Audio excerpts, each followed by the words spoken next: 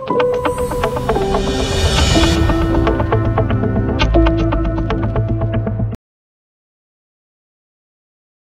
Cards எல்லாமே visa, master card, Amex அந்த மாதிரியான கம்பெனிஸ் வந்து கண்ட்ரோல் பண்ணுறாங்க. ஆனால் பிட்காயின் வந்து ஒரு ஓப்பன் சோர்ஸ் நெட்வொர்க். இது வந்து எல்லாருக்குமே ஒரு பொதுவான விஷயம்.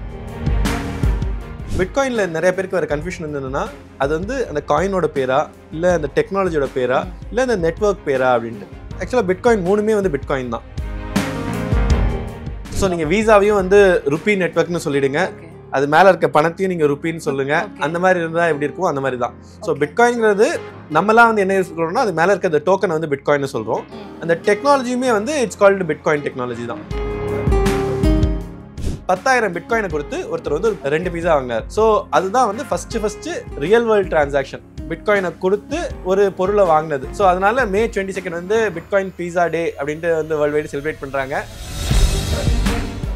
2-3 வருஷத்துல வந்து நிறைய பேர் என்ன இந்த பிட்காயின் டெக்னாலஜி ரொம்ப சூப்பராக இருக்குது, ஆனால் இது வந்து வெறும் பேமெண்ட்ஸ்க்காக மட்டும்தான் யூஸ் ஆகுது. இதே கான்செப்ட் எடுத்துகிட்டு போயிட்டு மற்ற விஷயங்கள் நம்ம பண்ணால் என்ன அப்படின்னு சொல்லி உருவானது தான் வந்து கிரிப்டோ கரன்சிஸ். இப்போதைக்கு 2வது பெரிய கிரிப்டோ கரன்சி எத்தீரியம் வந்து 2015 வந்துச்சு. ஆக்சுவலாக அதோட ஃபவுண்டர் விட்டாலிக் புட்டரின் வந்து என்னன்னா பிட்காயினுக்கு தான் சஜஸ்ட் பண்ணாரு, நீங்கள் ஏன் இந்த ஃபங்க்ஷனாலிட்டிஸ்லாம் பிட்காயினுக்கு கொண்டு வரக்கூடாது. ஸோ கவர்மெண்ட் வந்து நம்ம மேலே 3 பெரிய டேக்ஸ் போடுறாங்க. ஒன்று வந்து டைரக்ட் டேக்ஸ், இன்கம் டேக்ஸ் எல்லாருமே நம்ம பே பண்ணுறது தான். 2வது வந்து மறைமுக டேக்ஸ், இன்டைரக்ட் டேக்ஸ், ஜிஎஸ்டி. 3வது வந்து இன்ஃப்ளேஷன். இன்ஃப்ளேஷன் வந்து ரொம்ப சிம்பிளாக சொல்லணும்னா கவர்மெண்ட் வந்து எப்போவுமே வந்து வரவுக்கு மேலே தான் செலவு பண்ணுவாங்க, கடன் நிறையா வாங்குவாங்க. அண்ட் இப்போ நம்ம வரவு வந்து மொத்தமே வந்து 100 கோடி வந்திருக்கு, ஆனால் செலவு 120 கோடி. கடன்லாம் வாங்கி அப்பயுமே 10 கோடி ஷார்ட் ஃபால்னா இந்த 10 கோடியை கவர்மெண்ட் வந்து காசாக அச்சடிச்சிடும்.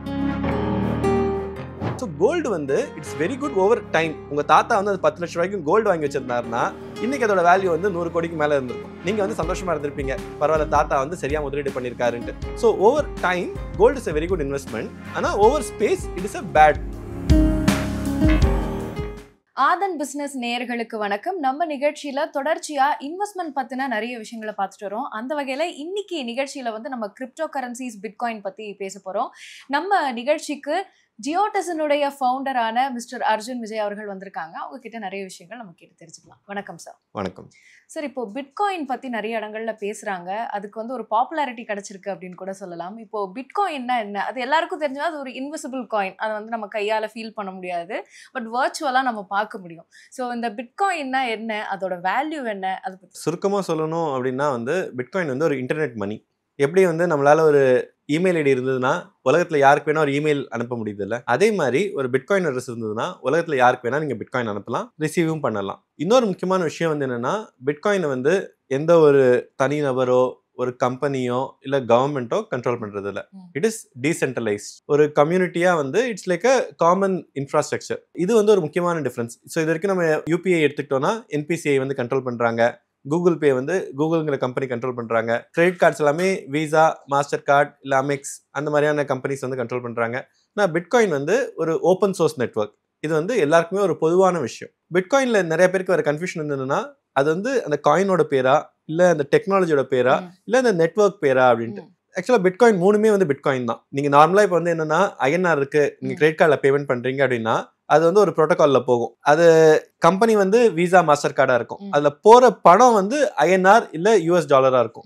பிட்காயினை பொறுத்த வரைக்கும் இது எல்லாத்தையும் நம்ம பிட்காயின் தான் சொல்றோம். அந்த நெட்வொர்க் பேரும் பிட்காயின் தான், அந்த ப்ரோட்டோகால் அதாவது அந்த டெக்னாலஜி பேரும் பிட்காயின் தான், அண்ட் நம்ம அனுப்புறதோ ரிசீவ் பண்றதுமே வந்து பிட்காயின் தான். இப்போதைக்கு ஒரு பிட்காயின் வந்து இன்னைக்கு கிட்டத்தட்ட வந்து ஹையஸ்ட்ல இருக்கு. இது வரைக்கும் அந்த லாஸ்ட் 15 இயர்ஸ்ல வந்து இதுதான் இருக்குலே ஆல் டைம் ஹை $111,000 இருக்கு. ஸோ கிட்டத்தட்ட வந்து 90-95 lakhsக்கு வந்துருச்சு. இப்போ இந்த சாலிட் லிக்விட் கேஸ்ன்ற மாதிரி பிட்காயின் ஒண்ணுதான், ஆனா பேர் வேற, அதோட விஷயங்கள் வேற அப்படின்ற மாதிரி நம்ம. சோ நீங்க விசாவையும் வந்து ருப்பி நெட்வொர்க்னு சொல்லிடுங்க, அது மேல இருக்க பணத்தையும் நீங்க ருப்பின்னு சொல்லுங்க. அந்த மாதிரி இருந்தா எப்படி இருக்கும் அந்த மாதிரி தான். சோ பிட்காயின்ங்கிறது நம்மலாம் வந்து என்ன சொல்றோம்னா அது மேல இருக்க அந்த டோக்கனை வந்து பிட்காயின் சொல்றோம். அந்த டெக்னாலஜியுமே வந்து இட்ஸ் கால்டு பிட்காயின் டெக்னாலஜி தான். சோ இதுதான் வந்து key thing to know. Okay, மூணுமே ஒரே விஷயம் தான், ஒரே பேர்ல தான். சார், அப்போ கிரிப்டோ கரன்சினா அது ஒரு சிம்பிள் டேர்ம்ல புரிஞ்சுக்கணும்னா அதை எப்படி நீங்க டிஃபைன் பண்ணுவீங்க? 2009க்கு முன்னாடி பிட்காயினோ பிளாக் செயின், கிரிப்டோ கரன்சி இந்த மாதிரி எதுவுமே கிடையாது. ஸோ 2009 ஒரு நபர், அவரோட புனை பெயர் வந்து சதோஷி நாக்கமோட்டோ. அது வந்து ஒரு குழுவா, ஒரு தனி நபரா, ஒரு கவர்மெண்ட் ஏஜென்சியா, யாருக்குமே இது வரைக்கும் தெரியல. அவர் வந்து என்னன்னா, இந்த மாதிரி இருந்துச்சுன்னா எப்படி இருக்கும், அதாவது வந்து நீங்களும் நானும் ஒரு பரிவர்த்தனை பண்ணணும். சரி, சிம்பிள் எக்ஸாம்பிள், இப்போ என்கிட்ட வந்து 100 ரூபாய் கேஷ் இருக்கு, நான் கடைக்கு போய் கொடுக்குறேன், அவங்க அதை வாங்கிட்டு எனக்கு ஒரு பொருளை கொடுத்துருவாங்க. நடுவில் வந்து எந்த ஒரு இடைத்தரகர், ஒரு இன்டர்மீடியரியும் தேவையில்லை. உங்களுக்கு இன்டர்நெட் இல்லைனாலும் ஒர்க் ஆகும், எலக்ட்ரிசிட்டி இல்லைனாலும் ஒர்க் ஆகும், அண்ட் ஒரு தேர்ட் பர்சன் வந்து இது பண்ண தேவையில்லை. ஆனா ஒரு டிஜிட்டல் அப்படின்னு வரப்ப நடுவில் வந்து ஒரு இன்டர்மீடியரி தேவைப்படுறாங்க. ஏன் அப்படின்னு பாத்தீங்கன்னா, ஒரு 500 ரூபா கள்ள நோட் அடிக்கிறது ரொம்ப ரொம்ப கஷ்டம். இதுவே 500 ரூபா டிஜிட்டலா இருந்தா நீங்க பாட்டுக்கு காப்பி போட்டு தள்ளிடுவீங்க. ஸோ அதனாலதான் வந்து நடுவில் வந்து ட்ரஸ்டட் தேர்ட் பார்ட்டின்னு சொல்றோம். ஒரு பேங்கோ, ஒரு RBI, இல்லை NPCI, விசா, மாஸ்டர் கார்டு, இவங்க வந்து உங்களுடைய அக்கௌண்ட்ஸை மெயின்டைன் பண்றாங்க. அர்ஜுன் பேர்ல எவ்வளோ காசு இருக்கு அவங்க அக்கௌண்ட்ல, ராகவ பிரியா பேர்ல எவ்வளோ அக்கௌண்ட்ல காசு இருக்கு, இந்த மாதிரியான லெட்ஜரை அவங்க மெயின்டைன் பண்றாங்க. பிட்காயின் என்ன பண்ணிடுச்சு அப்படின்னா, இந்த லெட்ஜரை டிஸ்ட்ரிபியூட் ஆகிடுச்சு. ஒரு நோட்டீஸ் போர்டு மாதிரி யார் வேணா டவுன்லோட் பண்ணிக்கலாம் அப்படிங்கிற மாதிரி கிரியேட் பண்ணிடுச்சு. ஓகே, இதுதான் அவங்க பண்ண ஒரு புதுமையான விஷயம்.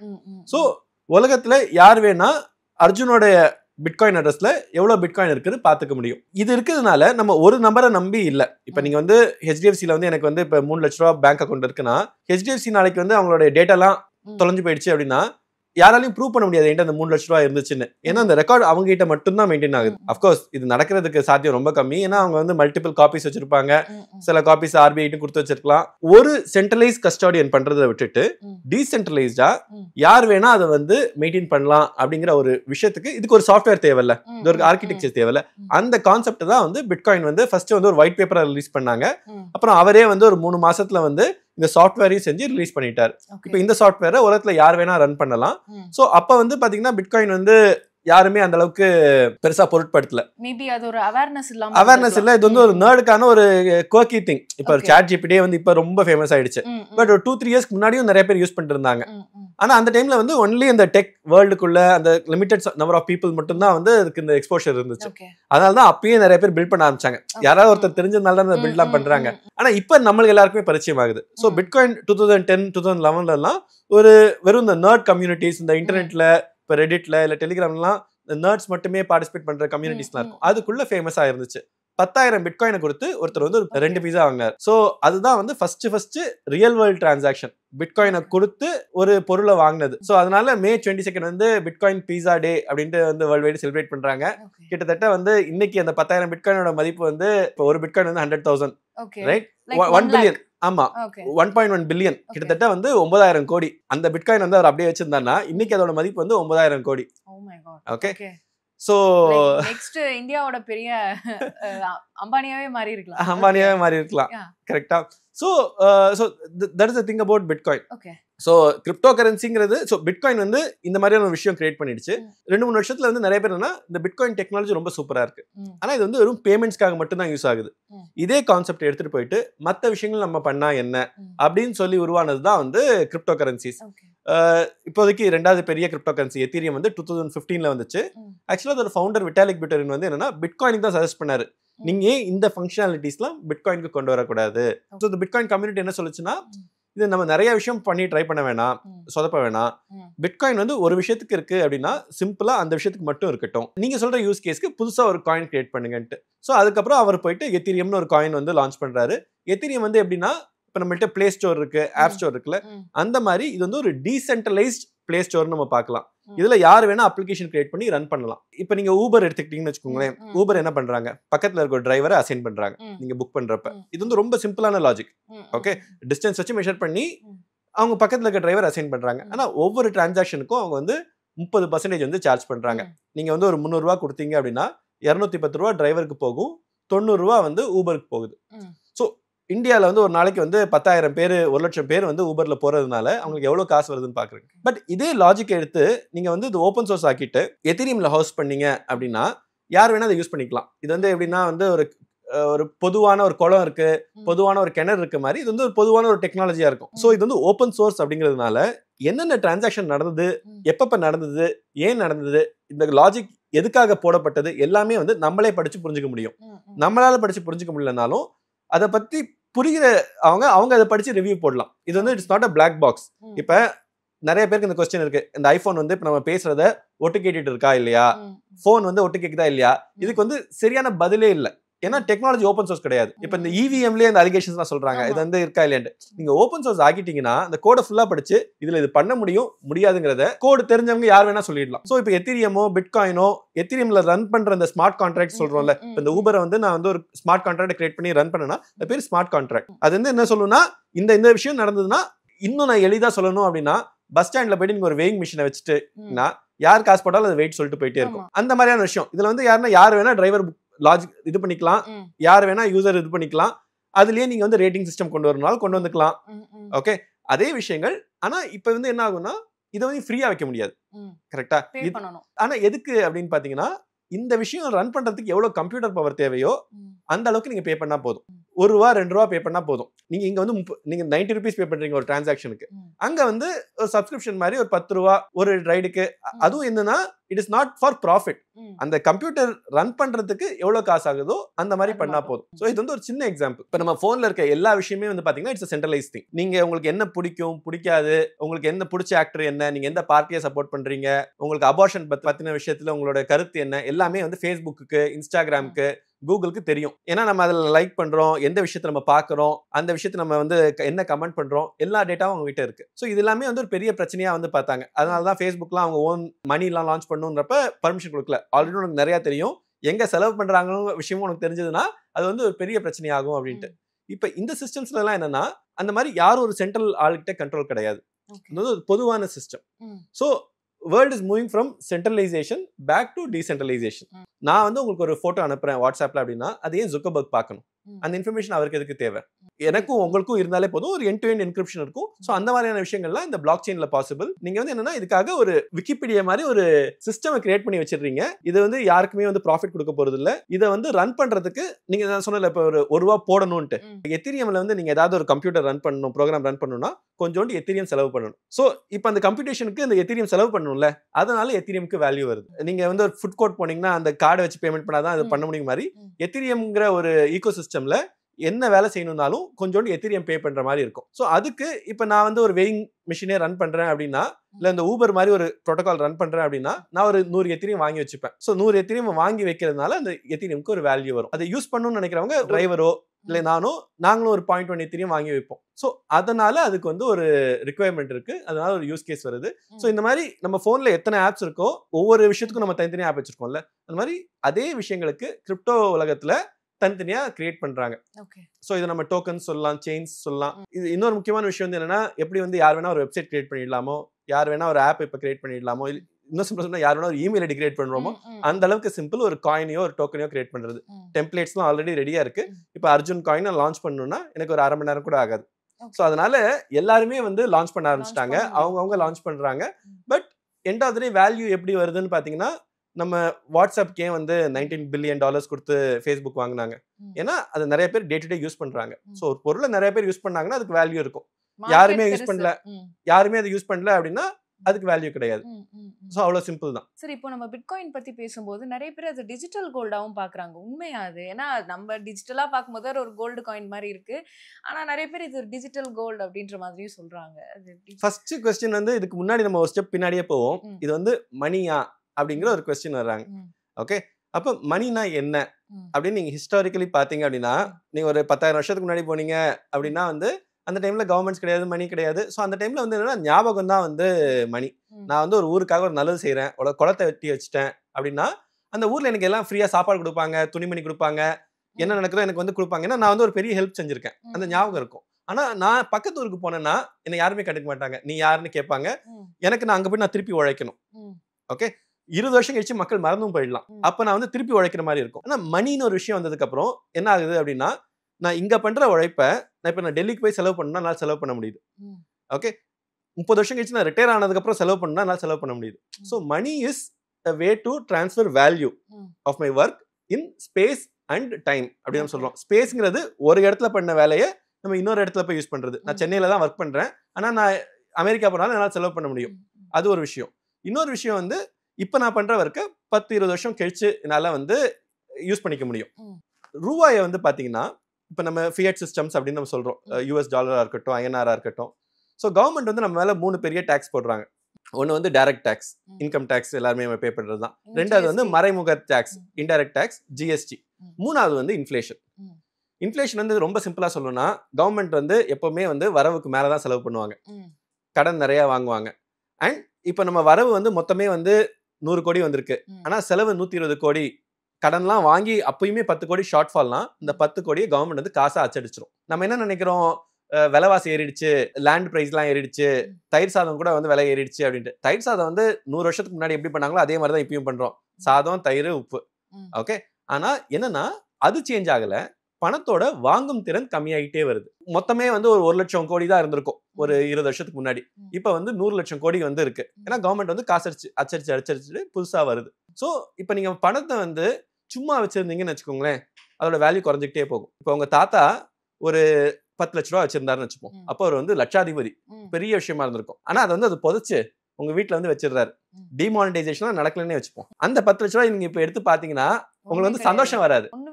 அந்த 10 லட்ச ரூபாய்க்கு நீங்க வந்து பாதி டி நகரே வாங்கிருக்கலாமே 40 வருஷத்துக்கு முன்னாடி, இப்ப அந்த 10 லட்ச ரூபாய் என்ன பண்ணுவேன் அப்படின்னு யோசிப்பீங்க. சோ நீங்க வந்து முதலீடு பண்ணியே ஆகணும் அப்படின்னு உங்களை ஃபோர்ஸ் பண்ணுது. சோ நான் சொன்ன அந்த கான்செப்டை நீங்க இங்க பொறுத்து பாத்தீங்கன்னா, வேல்யூ ஓவர் ஸ்பேஸ் அண்ட் டைம்ல ஓவர் ஸ்பேஸ் ரொம்ப சூப்பர். நான் சம்பாதிச்சிட்டு இருக்கேன், டக்குன்னு நான் டெல்லியில செலவு பண்றேன், நான் போன வாரம் கல்கட்டா போனேன், செலவு பண்றதுக்கு எனக்கு ரொம்ப ஈஸி. ஆனா over time it's a very bad thing. ஐஎன்ஆர்ங்கிறது நீங்க வந்து ரூபாயா வச்சிருந்தீங்கன்னா it is not transferring the value over time. நீங்க வந்து எங்கேயாவது முதலீடு பண்ணி ஏதாவது பண்ணா மட்டும்தான் அதுக்கு வேல்யூ இருக்கு. இதுவே நம்ம கோல்டு எடுத்துக்கிட்டோம்னு வச்சுக்கோங்களேன், கோல்டு வந்து ஆப்போசிட். இப்ப இங்க என்கிட்ட கோல்டு இருக்குன்னா எங்க அண்ணன் வந்து டெல்லியில இருந்து கேட்கறான், நான் வந்துட்டேன், நான் காசு எடுத்துட்டு வரல, எனக்கு கொஞ்சம் அனுப்பிச்சு விடு அப்படின்னா என்னால கோல்டு அனுப்ப முடியாது. அதை பிளட்ஜ் பண்ணணும், பிளட்ஜ் பண்ணி இன்னொருத்தரை நம்பணும், அந்த ப்ராசஸ் பெருசு. அதை நான் ஃபியட்டா கன்வெர்ட் பண்ணி ஐஎன்ஆரை கன்வெர்ட் பண்ணி தான் அனுப்ப முடியும். ஆமா, நேரா என்னால கோல்டு அனுப்ப முடியாது. ஓகே, இப்ப வேர்ல்டு ட்ரேட் எல்லாம் வந்து ஒரு 1000 வருஷத்துக்கு முன்னாடி கோல்டு வச்சு தான் நடந்துருந்துச்சு. ஆனா இப்ப நம்ம என்ன பண்றோம், இப்ப நம்ம காசு அனுப்பிச்சு விட்டுட்டு நீ பொருளை கொடுக்கணும். அப்ப நீங்க வந்து காசை பிசிக்கலா ஷிப்ல எடுத்துட்டு போய் கொடுத்து அப்படிதான் பொருளை வாங்க முடியும். ஸோ கோல்டு வந்து it's very good over time. உங்க தாத்தா வந்து 10 லட்சம் ரூபாய்க்கு கோல்டு வாங்கி வச்சிருந்தாருன்னா இன்னைக்கு அதோட வேல்யூ வந்து 100 கோடிக்கு மேல இருந்திருக்கும். நீங்க வந்து சந்தோஷமா இருந்திருப்பீங்க, பரவாயில்ல தாத்தா வந்து சரியா முதலீடு பண்ணிருக்காருன்ட்டு. So over time gold is a very good investment. ஆனா over space it is a bad. Bitcoin வந்து it's trying to solve both of this. Okay, so நம்ம ஏன் வந்து இதை வந்து டிஜிட்டல் கோல்டு அப்படின்னு சொல்றோம்னா, ஆக்சுவலா பிட்காயினை டிசைன் பண்ணதே வந்து கோல்டை வச்சு தான், மைண்ட்ல வச்சு தான் டிசைன் பண்றாங்க. பிட்காயினை உருவாக்குறதுக்கான கான்செப்ட் வந்து அது பேரே வந்து பிட்காயின் மைனிங். ஓகே, இதுக்குள்ள டெக்னாலஜிக்குள்ள நான் டீப்பா போல, ஆனா அது என்னன்னா நிறைய எஃபர்ட் போட்டு தான் ஒரு பிட்காயின் உருவாக்க முடியும். சும்மா யார் வேணா பண்ண முடியாது. ஒவ்வொரு 10 நிமிஷமும் வந்து 2 கோடி ரூபாய்க்கு பிட்காயின் வந்து உருவாகுது. ஆனா அந்த 2 கோடி ரூபா உருவாக்குறதுக்கு நீங்க வந்து 1 கோடியே 80 லட்ச ரூபா இல்ல 1 கோடியே 90 லட்ச ரூபா நீங்க செலவு பண்ணாதான் அதை உருவாக்க முடியும். எப்படி வந்து தங்கத்தை வந்து உங்களால சும்மா இது பண்ண முடியாது, தோண்டி எஃபர்ட் போட்டாதான் அந்த தங்கமே வருது. ஸோ அவங்க மாடல் பண்ணதே வந்து கோல்டை வச்சுதான். ஸோ அவங்க இன்னொரு விஷயம் என்ன பண்ணாங்கன்னா, மொத்தமே வந்து ஏன் வந்து கோல்டுக்கு வேல்யூ இருக்கு, கோல்டு வந்து எர்த்ல உருவாறது கிடையாது. ஒரு 400 கோடி வருஷத்துக்கு முன்னாடி எர்த்து ஆரம்பிக்கிறப்ப எவ்வளவு கோல்டு இருந்துச்சோ அதே கோல்டு தான் இப்போ வரைக்கும் இருக்கு. நம்ம தோண்டி தோண்டி கொஞ்சம் கொஞ்சமா எடுத்துட்டு இருக்கோம். ஸோ அதிகமா கோல்டு நம்மளால எடுக்க முடியல, அதனாலதான் கோல்டு விலை ஸ்டேபிளா இருக்கு. திடீர்னு உங்க வீட்டுக்கு பின்னாடியே வந்து 1000 டன் கோல்டு கிடைச்சிச்சுன்னா கோல்டு விலை சல்லுன்னு சரிஞ்சிடும். இது வரைக்கும் கடந்த 5000 வருஷத்துல மனுஷங்க வந்து மொத்தமா மைண்ட் பண்ண கோல்டு எடுத்து நீங்க ஃபில் பண்ணீங்கன்னா 2 ஒலிம்பிக் ஸ்விம்மிங் பூல்ஸ் வந்து பெரிய விஷயம். ஆனா அவ்வளவுதான் மொத்தமே கோல்டு. அதுதான் நம்ம 5000 வருஷமா மைண்ட் பண்ணியிருக்கோம். அவ்வளவு கோல்டு தான் எர்த்லயே இருக்கு. ஸோ அதனால கோல்டோட வேல்யூ வந்து மெயின்டைன் ஆகுது. ஸோ பிட்காயினுமே வந்து லிமிட்டட் அமௌண்ட் ஆஃப் பிட்காயின்ஸ் தான் இருக்கணும்னு டிசைட் பண்ணிட்டாங்க. அந்த இது கிரியேட் பண்றப்பே புரோட்டோகால், இது இந்த சாஃப்ட்வேர் எழுதுறப்ப சில வரைமுறைகள் இருக்கணும்ல. இப்ப நான் உங்க பிட்காயின் அனுப்பணும்னா அந்த அட்ரஸ் எந்த ஃபார்மேட்ல இருக்கணும், எப்படி ப்ராசஸ் பண்ணணும். ஓகே, இதுல இன்ட்ரெஸ்டிங்கான விஷயம் வந்து என்னன்னா, பிட்காயின் வந்து நான் உங்களுக்கு அனுப்பிச்சேன் அப்படின்னா இந்த ப்ராசஸ் பண்றவங்க பேரு மைனர்ஸ். ஓகே, இதை எடுத்து அர்ஜுன் கிட்ட பிட்காயின் இருக்குதா, அவருக்கு எங்க இருந்து பிட்காயின் வந்துச்சு, அவருக்கு எங்க இருந்து பிட்காயின் வந்துச்சு, அந்த மாதிரி ஃபுல்லா செக் பண்ணிட்டு அதுக்கப்புறம் வந்து ஒரு மேத்தமெட்டிக்கல் ப்ராப்ளமை சால்வ் பண்ணி எல்லாமே வந்து அவங்க ஃபைனலைஸ் பண்ணிட்டாங்கன்னா அதை வந்து பிளாக் செயின்ல சேர்ந்துரும். ஓகே, அப்படி பண்றதுக்கு அவங்களுக்கு சன்மானமா புது பிட்காயின் கிடைக்கும். இப்படிதான் பிட்காயின் உருவாகுது. ஓகே, ஸோ இந்த மாதிரி புதுசா உருவாகிற பிட்காயின் மொத்தமே வந்து 2 கோடியே 10 லட்சம் பிட்காயின் தான் இருக்கலாம். ஓகே, ஸோ இப்போ நான் உங்களுக்கு பிட்காயின் அனுப்பிச்சல, நான் கூட கொஞ்சம் ஒரு ஃபீ சேர்த்து அனுப்புவேன். ஸோ ஸ்டார்டிங்ல வந்து அந்த அளவுக்கு யாருமே யூஸ் பண்ண மாட்டாங்க. ஸோ இந்த ஃபீ கம்மியாக தான் இருக்கும். போக போக நிறைய பயன்பாடு ஆக நிறைய பேர் இந்த ஃபீஸ் பே பண்ண ஆரம்பிப்பாங்க. ஸோ ஃபீயை வச்சே வந்து இந்த நெட்வொர்க் ஒர்க் ஆகும். புது பிட்காயின் உருவாகணும்னு அவசியம் இல்லை. ஸோ அந்த மாதிரி தான் இந்த மாடலை டிசைன் பண்ணியிருக்காங்க. ஸோ நான் டெக்னாலஜிக்கலி நான் உள்ள டீப்பா போக விரும்பல, பிட்காயின் எப்படி ஒர்க் ஆகுது அந்த விஷயங்கள்லாம். ஆனா என்ன முக்கியமான விஷயம்னா, பிட்காயின்ல ஒரு லிமிட் இருக்கு. 2 கோடியே 10 லட்சம் பிட்காயின் மட்டும் தான் வந்து உற்பத்தி பண்ண முடியும். அதனால அதோட பிட்காயினோட வேல்யூ வந்து கூடிக்கிட்டே போகுது. as more and more people want to buy, supply கம்மியாச்சுன்னா என்ன ஆகும், ஆப்வியஸா Demand விலை ஏறும். இருக்கும். டிமாண்ட். ம். இப்ப தக்காளி வந்து திடீர்னு வந்து திண்டுக்கல்ல இருக்க தக்காளி எல்லாம் கெட்டு போயிடுச்சு மழை பெஞ்சதுனால அப்படின்னா அந்த தக்காளி விலை வந்து டக்குன்னு 100 ரூபா ஒரு கிலோ போயிடும். ஏன்னா டிமாண்ட சப்ளை ஈக்குவல் பண்ண முடியல. ஆமா முடியாது. ம், ம், ம். எக்ஸாக்ட்லி. ஸோ ம். பிட்காயின் வந்து அவங்க டிசைன் பண்ணதே இப்படிதான். ஸோ எவ்ரி 4 இயர்ஸ் புதுசா உருவார பிட்காயின் பாதியா குறைஞ்சிக்கிட்டே போகணும். இந்த 2 கோடி 10 லட்சம் பிட்காயின்ல முதல் 4 வருஷத்துலயே 1 கோடியே 5 லட்சம் பிட்காயின் வந்துருச்சு. அடுத்த 4 வருஷத்துல 52 லட்சம் பிட்காயின் வந்துருச்சு. அடுத்த 4 வருஷத்துல 25 லட்சம் பிட்காயின் வந்துருச்சு. ஸோ இப்போ கிட்டத்தட்ட 90% பிட்காயின் வந்து ஆல்ரெடி வந்து புழக்கத்துக்கு வந்துருச்சு. அடுத்த 100 வருஷத்துக்கு வெறும் 10% ஆஃப் பிட்காயின் தான் வரும். அதுலயுமே வந்து பாதி வந்து பாத்தீங்கன்னா அடுத்த 4 வருஷத்துல வந்துடும். அவங்க என்ன சொல்றாங்கன்னா இப்ப கோல்டு வந்து புதுசா ஒரு கிரியேட் பண்றது இல்ல, இருக்க கோல்டு வச்சு நம்ம உலகம் ரன் ஆகுது. அதே மாதிரி எதுக்கு புதுசா பிட்காயின் உருவாகணும், இருக்க பிட்காயின் வச்சு உலகம் ரன் ஆகணும்ட்டு. ஸோ அதனால தான் வந்து it is called digital gold. It has been modelled around gold. It is limited in supply and it's a store of value. Gold நம்ம எதுக்காக வச்சிருக்கோம் அப்படின்னு பாத்தீங்கன்னா நம்மளாம் வந்து நகை அப்படின்னு நினைக்கிறோம். ஆனா வந்து பாத்தீங்கன்னா உலகத்துல இருக்க மொத்த கோல்டு ஒரு 2% மட்டும் தான் நகையா இருக்குது. 98% வந்து பாரா பிஸ்கெட்டா பேங்க் லாக்கர்ஸ்ல, இந்த ஃபோர்ட் நாக்ஸ்ல, ரிசர்வ் பேங்க் கிட்ட அந்த மாதிரி தான் இருக்கு. அது வந்து எதுவா வேணா இருக்கலாம். Okay, it doesn't have to be even. So எதுவா ரேரா இருந்தாலும் எது வேணா நம்ம கோல்டா ரீப்ளேஸ் பண்ணிக்கலாம்ல. கண்டிப்பா சார். இவ்வளவு நேரம் வந்து பிட்காயின் பத்தி மட்டும் இல்லாம பிட்காயினோட இன் அண்ட் அவுட், அதே மாதிரி கிரிப்டோ கரன்சின்னு சொல்லிட்டு நிறைய விஷயங்கள் ரொம்ப டீட்டெயிலா இன்டெப்தா வந்து பேசியிருக்கீங்க. Thank you so much for coming. நேயர்களே, கண்டிப்பா இன்னைக்கு இந்த நிகழ்ச்சி உங்களுக்கு ரொம்பவே பயனுள்ளதா இருக்கும்னு நம்புறேன். மறுபடியும் வேற ஒரு நிகழ்ச்சியில சந்திக்கலாம். நன்றி, வணக்கம்.